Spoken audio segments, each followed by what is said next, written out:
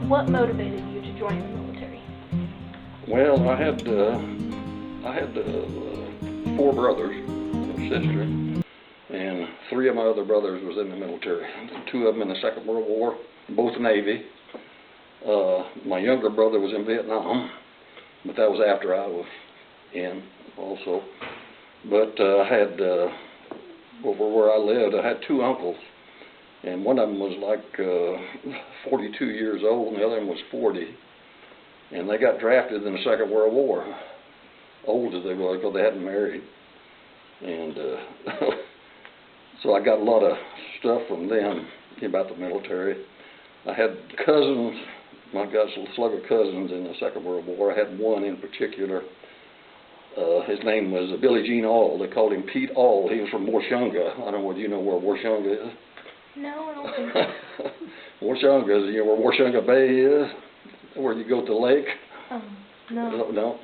Well, anyway, it used to be Washunga town, and that's where he came from. And he went into the military.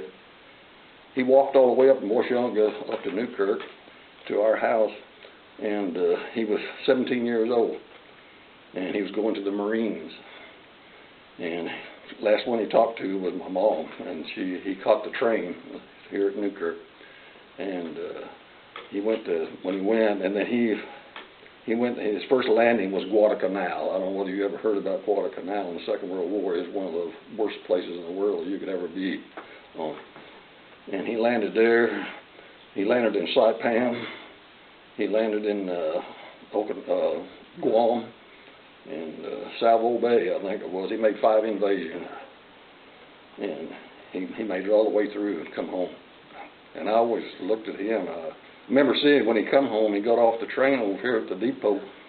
He had that Marine uniform on. I thought, man, that was the greatest thing I could ever see.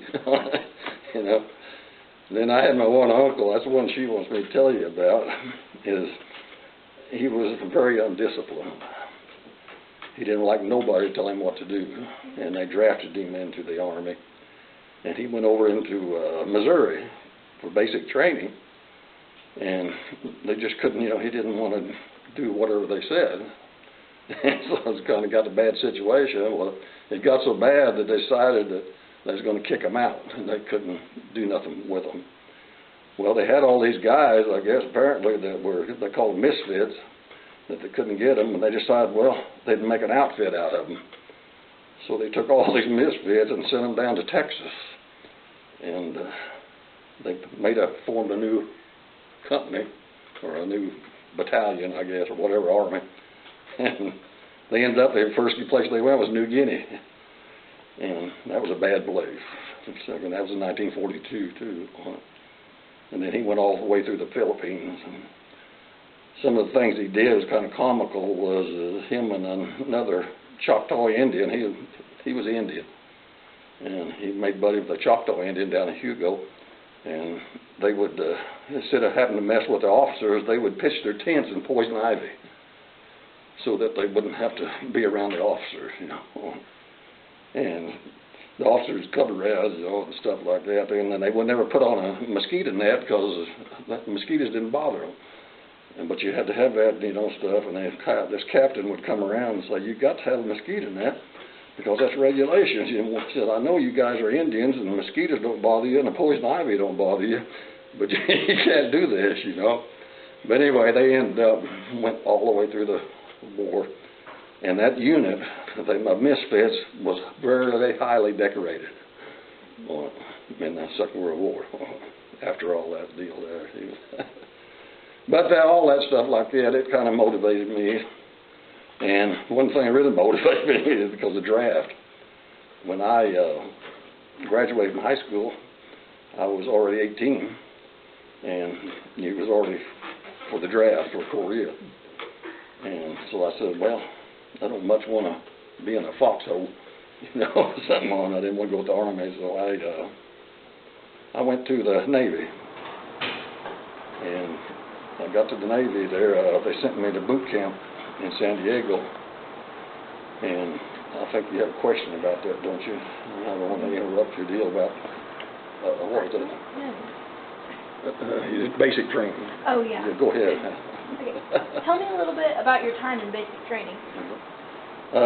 What it was is I joined with another kid here named Kenny Johnson, and we was going to join together, and so we caught the train at Park City and went to Oklahoma City and took the physical, and Kenny, he didn't pass. And so the guy told us, he said, we'll go take the physical and you'll go back home, you know, call you. But we went down there, and Kenny didn't pass, so they're going to send him home, and they says, you're gone. You're on your way to San Diego. And they put us on a plane. I didn't have time enough to even tell my mom I was leaving, you know. And they flew us to San Diego. There's about 8 of us. And they flew us out there, and they formed a company. We got in there about midnight. Got us up at 5 in the morning. And we started in. And you come out, and they give you a blanket. They give you 2 blankets. And you lay that blanket down, and they say, hold up your socks. Hold up your white socks, you know, and they'd go through the whole uniform that you get. And if somebody was, you know, somebody wouldn't hold up their shorts, they'd hold up their socks. And they say, does that look like your shorts? You know, and that's where your discipline started. And so you went all the way through that, and what they did, they give you 2 uniforms. When we was out there, it was hot, so they give us 2 white uniforms. And you washed one every night.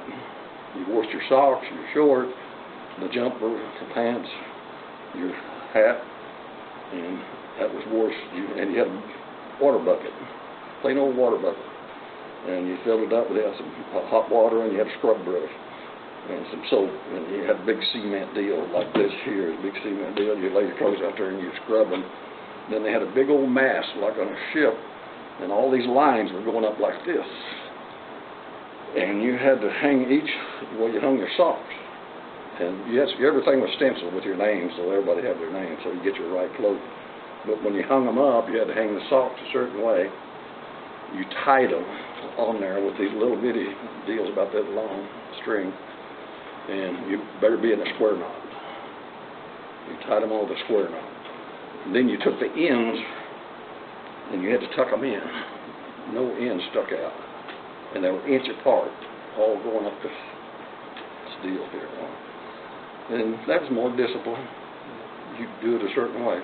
They come out and they would check. I mean, they didn't do just right at an inch, but it better be pretty close, or you got gigged. And then you had to do extra duty and all that stuff here if your clothes was misaligned on that line, you know, stuff. But it all boiled down to teaches you discipline, but it also was teaching you about cleanliness, because when you're on a ship, you're right next to each other on a ship, and you want the next guy to you clean. I guarantee you. But that's what you went through, and you stood inspection every morning. And when you got your white hat, you never put it on your head all the way down, because you're sweating out there, and they didn't want no dirt, nothing. And when you inspect, you pull your hat off, you turn it upside down, and they're looking at the inside. And if there's a little bit of, like your sweat, you know, it kind of turns it a little bit from white, you throw it down on the ground, everybody steps on it. Now, everybody on the company will step on that hat. If you don't step on it, your hat goes down. So you really do some scrubbing that night to get your hat back clean, you know. But then got out of that, and that was pretty much what basic training was about.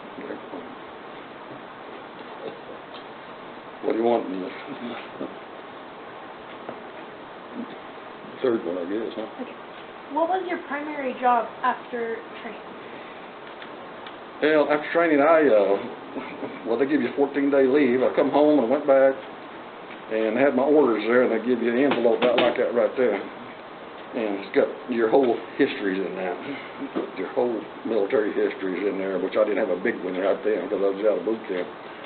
But I went over to North Island and Naval Air Station, and I got on a flight, and they flew me to San Francisco from San Diego.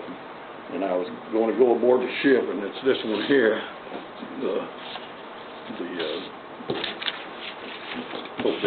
the transport.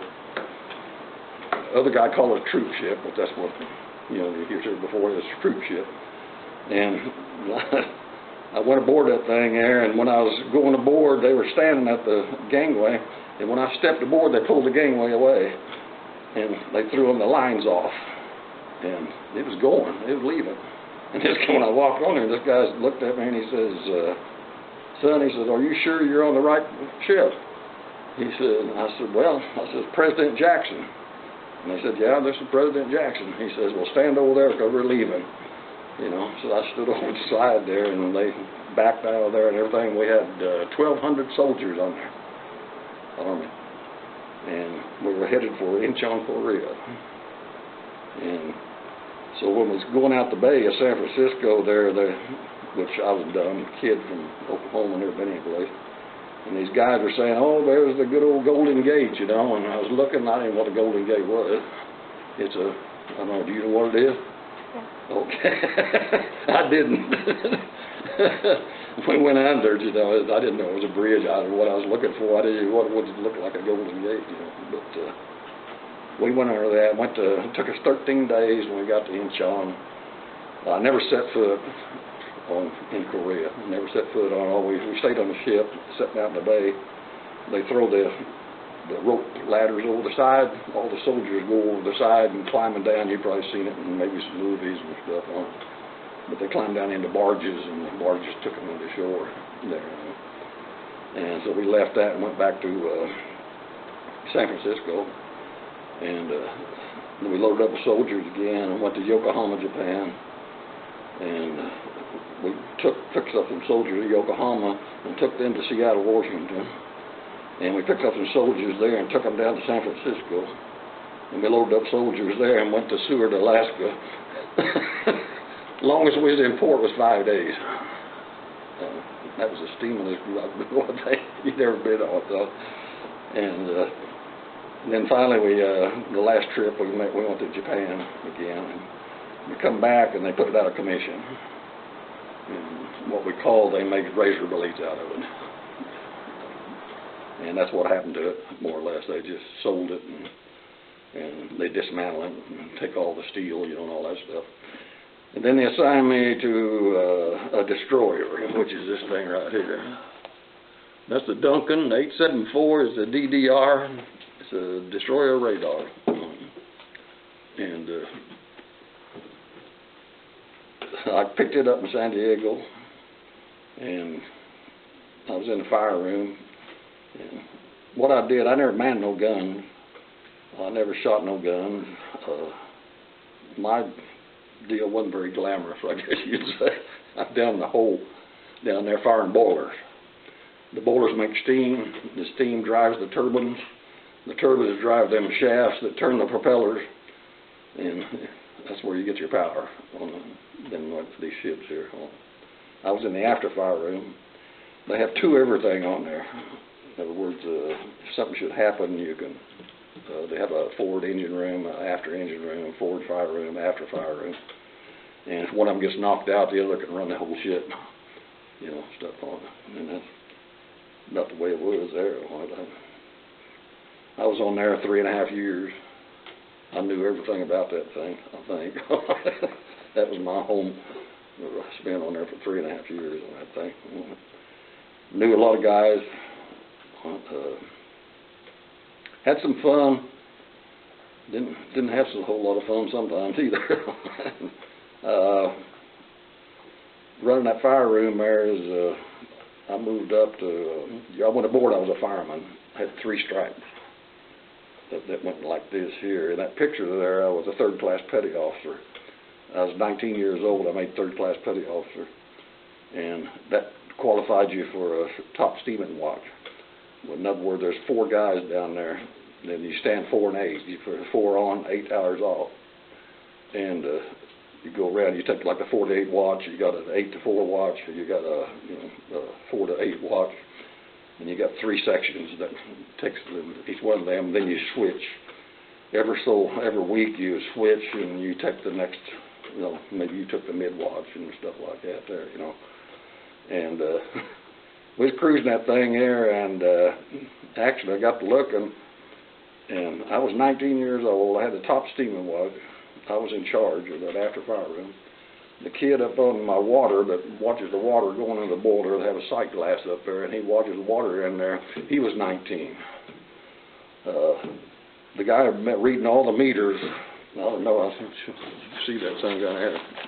I'll show it to you here in a minute, but reading all the meters there, he has to read them every hour, make sure they're all operating at the right temperature and all this stuff, you know. And then the one that got the big kick out of it, he was 17 years old, was my burner, and he run the burners. And he was a black kid. And he got, I don't know, you know, the blacks are kind of, what would you say, they can dance and stuff on it, you know. But what he could do there, it was really funny. You'd have to see these burners, but we get bells. And they ring a bell and they say 1/3 ahead, 2/3 ahead, full and flank. Then they got third back down, then they got a full back down. And this deal up there and it rings. And so if you get like a 2/3, you got to get burners in there and start making steam, because they're going to start opening up the RPMs on them shafts, the propellers on it. And you got to be fast. I mean, you know. And I'm up here, I got a job to do, is I got to keep it from smoking. Plus, I'm watching all them guys too. I mean, you know, and one guy, I got to depend on him, make sure there's water going in that boiler. And the other kid, he's reading them meters, telling me whether something's heating up or whatever. You depend. And every one of us was teenagers. Teenagers, just and that thing, you know. But we'd get into, I guess you get into a battle deal, a battle station deal. I had this kid, that black kid there, all his own, we'd get a bell, they'd go 2/3. You really get bells in battle because you're maneuvering. The destroyer, the only thing it's got, well, they call it a tin can. You know what it is, a tin can, what it is, if you put a tin can out on Arkansas River and shoot it with a .22, that's the way you were out there on that ocean. Anything that shot at you would blow a hole right in you. And that's the reason they called it the tin cans. They called them tin cans. All Navy guys called them tin cans. But we'd be getting in this maneuvering deal. You'd come to a stop, you'd back, you'd go forward. And this kid, he'd start singing. He'd say, he'd start, this black kid, and he'd kick it with his foot. He got so good, he'd kick them burners in with his foot and turn them on, you know, and he'd sing, and he'd say, oh yeah, we're going to make more steam, they want more, you know, and he'd dancing around. And he did that the whole time. I mean, if the officer seen him, it might not have been too whooper, but, you know, it wouldn't make no difference to us.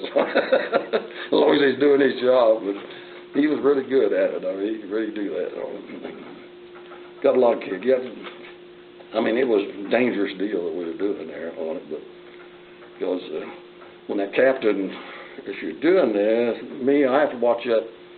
I look in the periscope. The periscope's inside that stack, and if I don't get enough air, what I'm running the air that's going into that boiler mixing with the fire, and if I don't get enough air in there, when he kicks them burners in there, we smoke black.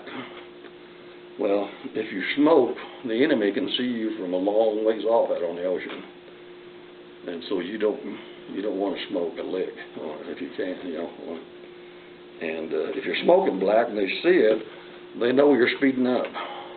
The enemy, if they can see black smoke, they know you're speeding up because you didn't get it open fast enough because the burners were going in, you know. And then reverse, if you smoke white, like they come down to a stop or they come down from a full down to 2/3 or something like that, you have to get them burners out of there, you know, and get the steam, because you're running 600 pounds pressure. It's 600 there, and it'll kick off at 630. The safeties will kick off, and so you got to be fast to get them in and out, you know. But if you don't get them out fast enough, you smoke white, and I got to get that thing, you know, turned down where it don't smoke white, because the enemy sees the white, they know you're slowing down, you know, and they can calculate what they're doing, you know. But that's kind of the way it was. Like I said, it wasn't a very glamorous job. I didn't get to shoot anybody.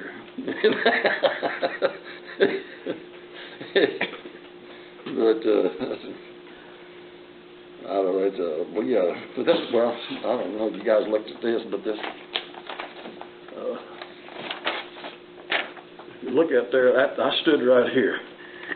And that's the fire room right there. Where you can see that. But I can show you afterwards how that was rigged here. But you don't have a whole lot of room there. That's a boiler here and a boiler over here. Well, you know, that's what I looked at for 3.5 years. That's all of it. What happened when you made a mistake and you got called in? Oh God, yeah. You have to answer the captain. You know. I don't know. Should I tell about the going across the equator? Yes. We pulled out of San Diego, and they was going to give us a little bit of a break.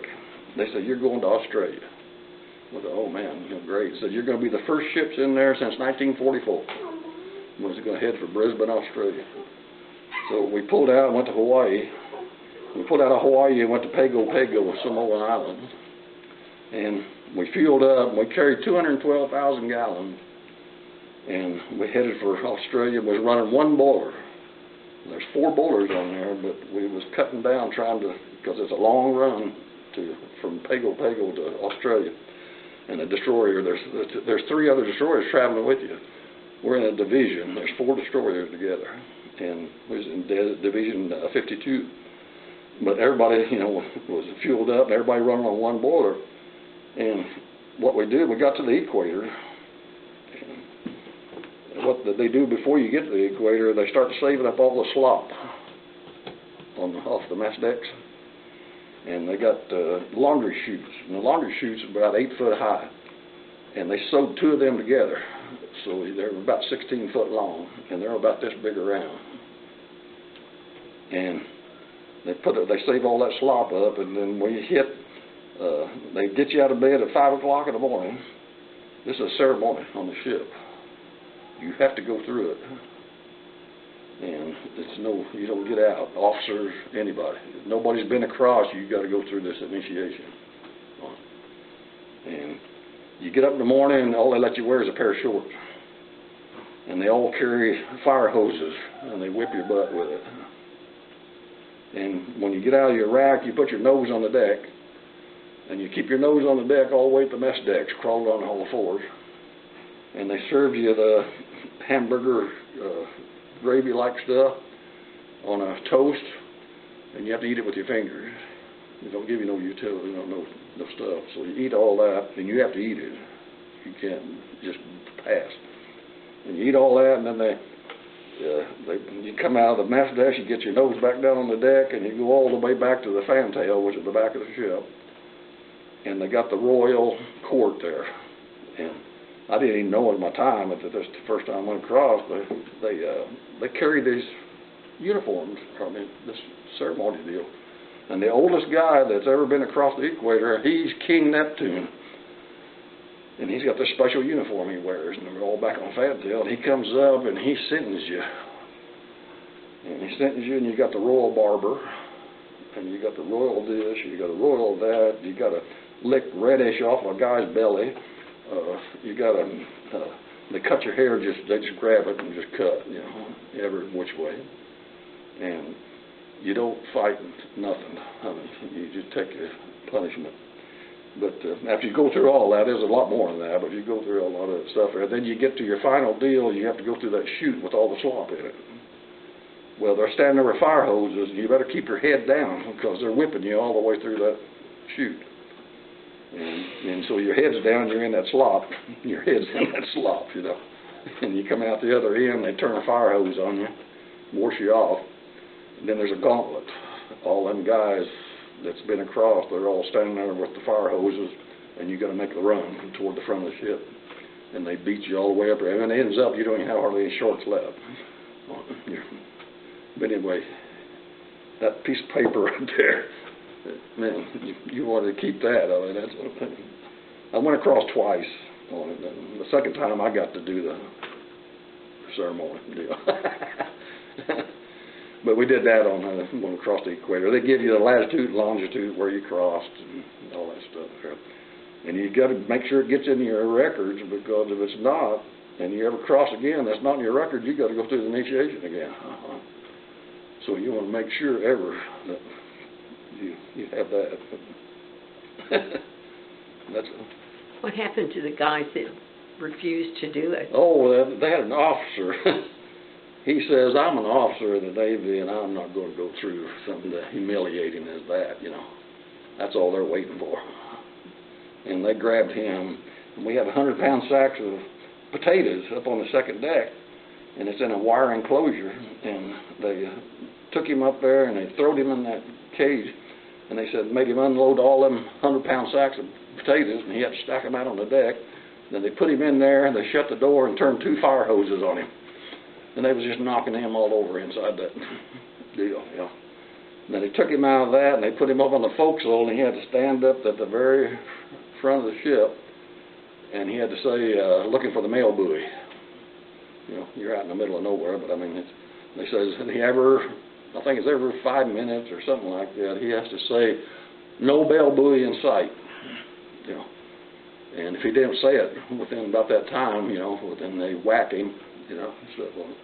But he learned real quick, you know.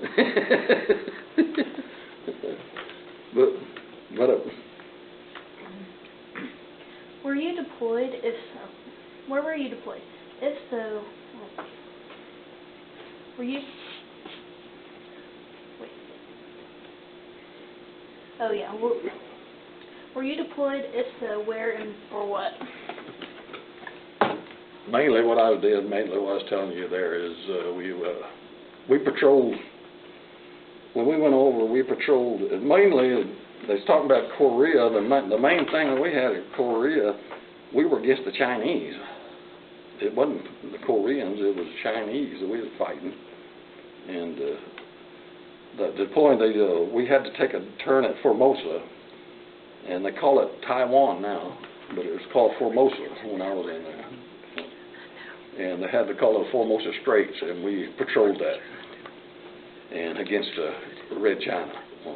And that was one of our duties there, and it says that, you know, they said a captain on a destroyer at that time could start World War III if he messed up and did something there in them straits.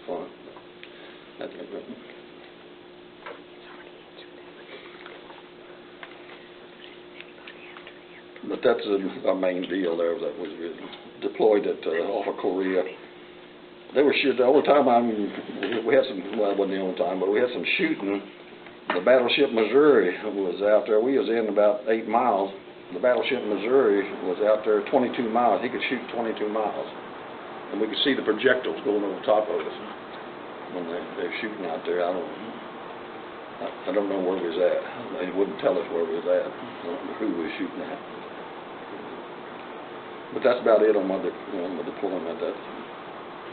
We went over every 7 months. I mean, we spend about 5-6 months in the States, and we'd go overseas for about 7 months. And then we'd come back and the same thing. Stay about 5 months, and we'd go back over. We're leaving all the other destroyers over there. That's about it on board. Where did you serve the majority of you? What rank were you most proud to have earned, and why? Well, I guess the proud I got is the highest earning I got. I got to be a second-class petty officer. BT is what you call it, a second-class BT, which is a boiler tender. And that rate does not no longer exist because nothing's driven by boilers anymore. It's all nuclear powered, you know. So they changed. They did away with what I was in our BT. They don't even have it anymore. But I made first class just before I got out. Which medals are you most honored to have received, and why? I guess everything I got. I guess proud of God. I mean, like I said, there's this button here. It's a China Sea Service, which is that one we was fighting China all the time over there. That's the one they give you for that. I had the other, I think it was the National Defense, which we called it the Gee-Dunk ribbon because everybody got it, and you could get it at the where you got candy and stuff. They call that a Gee-Dunk. in the Navy, where you get candy and stuff, and we always called it the Guido ribbon, because everybody get that. And I had I think good conduct, I guess, and had the United Nations, I think. I don't know, I can't think of it. So, like that Korea deal, I guess.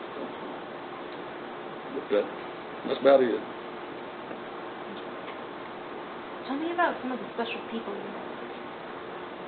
No, I guess all them guys that were down in that fire room with me, because what it is, everybody took care of everybody there. If something went wrong down there, which it did, I got caught down there after crossing the equator. I had to watch, and we lost the load. And what we call losing the load is we lost all power. And I had to make a decision. I'm the last one. I'm putting out that steam. I had one boiler. I was putting out that steam. I had to and we lost the water going to the boiler. And I have to make a decision of whether to shut it down or, keep it going. And you sure don't want to shut it down, because you have to answer to everybody in the world. And I had to shut it down. I called for completely, and boy, you don't want to be dead in the water out in the ocean, because the waves that turn you, and you could capsize, because you have no maneuverability. But everything went all right. What you have to do is, you can't stay down there very long. You can't even put your hands on the handrails. That's how hot it gets down there when we lost all power. And I got out of there, but the guys come, they know you're in trouble. And these guys you're in the fire room with, they know you're in trouble. And they know you can't stand it. And you can't leave till you get somebody to relieve you, And they're coming like mad. So every one of them's a good guy. He's got your back, I guess you could say. And they're coming to help you.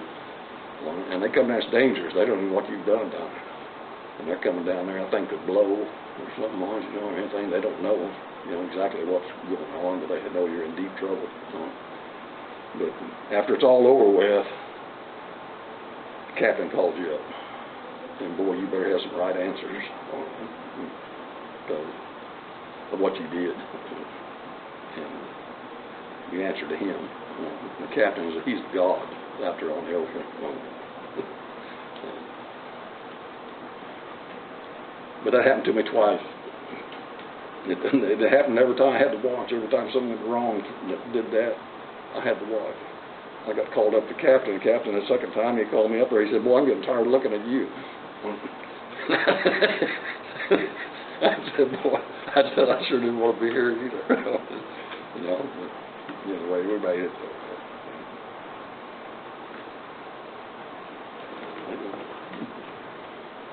What was the best and worst military food you were served, and why?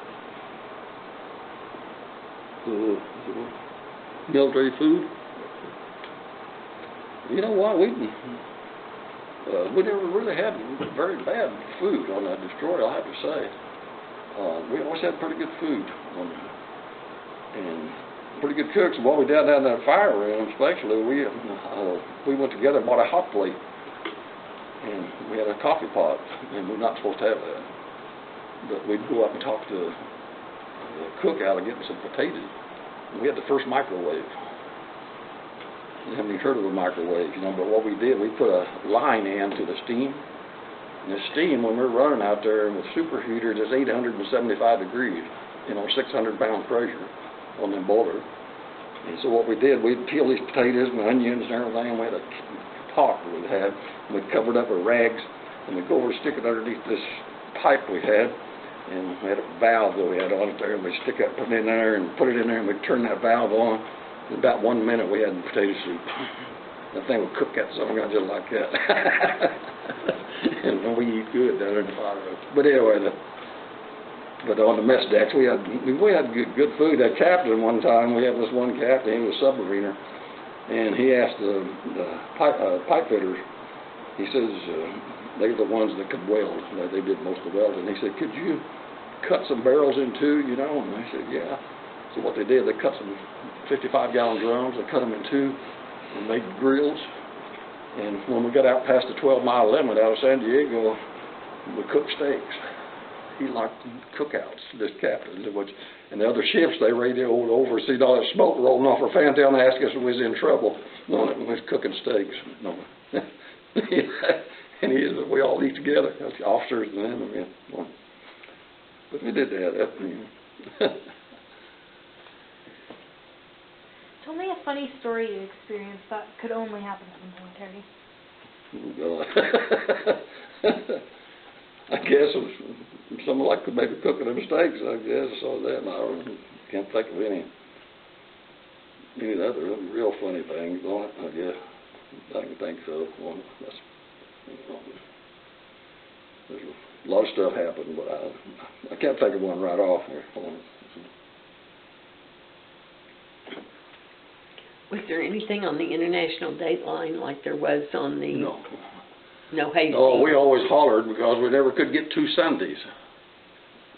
We said, well, how come we hit this thing? How come we never get 2 Sundays? We always get 2 Tuesdays or 2 Wednesdays or 2 Saturdays or something like that. But Sunday we kind of didn't have to work so much, So we was always wondering how come we never did get across it when we got 2 Sundays, But, never.